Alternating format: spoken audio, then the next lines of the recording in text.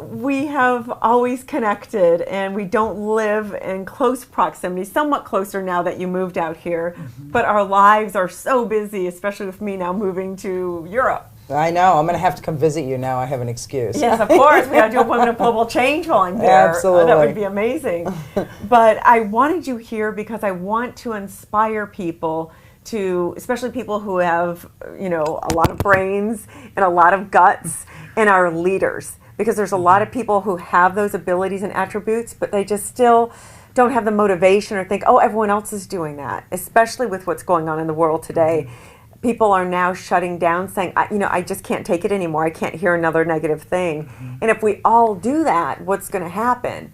We need our light workers, and you're a light worker. So how do you do it? How do you do it all? How do you travel to DC just now and work here and work there and create a business? You just bought a studio and you're raising your fabulous daughter, and all, at a certain level that most people only strive to. So how do you do it? How do you plan your day? How do you get inspired? I think how I get inspired is every morning. Every morning I wake up and I think either I really feel rested or I feel tired. Either way, because you don't wake up every morning feeling like fantastic, ready to take on the world. But I lay in bed and I think about gratitude, and I think about all of the things that are in my life that I am grateful for.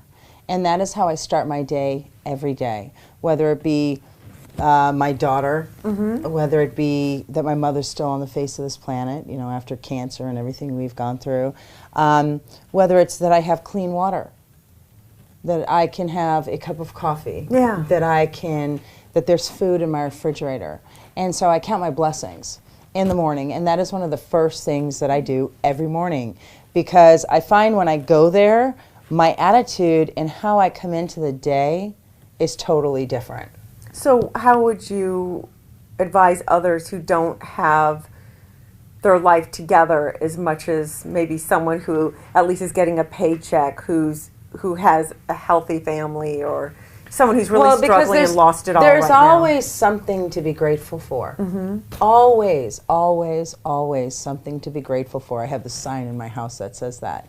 And I think that so many times we're almost trained to look at what's wrong and to dwell on what's wrong versus the things that are right. There are always going to be some things that are okay. Even if they're just okay, I'm grateful that they're okay. And I've ridden the roller coaster in my life before, where I've had things happen in my life that, you're just face first. You're down in the dirt and it's on your face, and you're just like, wow, there's really not a lot lower I can go. And then it's, well, what am I grateful for today? And so no matter what it is, count those things and think about those things. So I think that there's always something, and it is a practice. It's not something that just automatically happens, right? Yes. It is a practice. You'll say, I'm grateful, and then more stuff happens in my life. I know. And sometimes when it's really bad, I'll count the little things, and I mean little things. I'm grateful for my electric toothbrush. Like, what the heck, Mom? And I'm like, well, I am. This is all I've got today. So my cup of coffee or something. Whatever it is,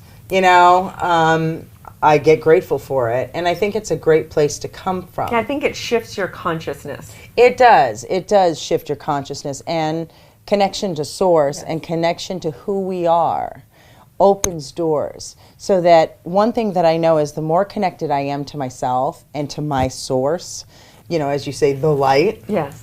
Or whatever you want to call it, right? As we know, we travel the world. There's many names to this. I'm going to call it source just for the sake of it.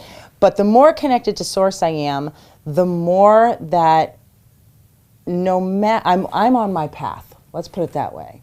That I'm walking my path. And so I know that whatever comes in, good or bad, is a lesson, is a gift. And I really look at this like this is a soul journey here. So many times we're so busy going to what's the next mission. Well, there's going to be a bazillion missions. I finally came to that realization at some point as I kept going, I got this goal, now I got this goal, now I got this goal, and I was like, wait a minute here. There's a bigger plan than this. You know, and I think that us living in our purpose and living in our source, Yes. then even if something horrible happens, I could look at it and I go, is this an obstacle or is this an opportunity? How am I looking at this? And I use humor a lot. Good, okay. So when things are like really messed up, I'm like, alrighty now. You know, I do. I'm being challenged. I Okay. absolutely. Yes.